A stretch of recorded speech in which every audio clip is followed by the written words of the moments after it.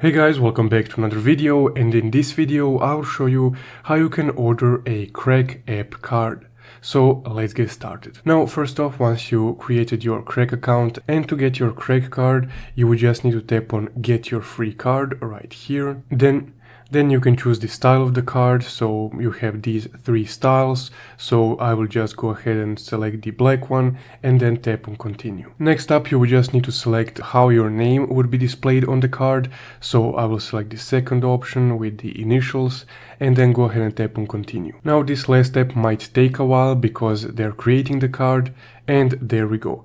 Your virtual Krak card is now ready to use.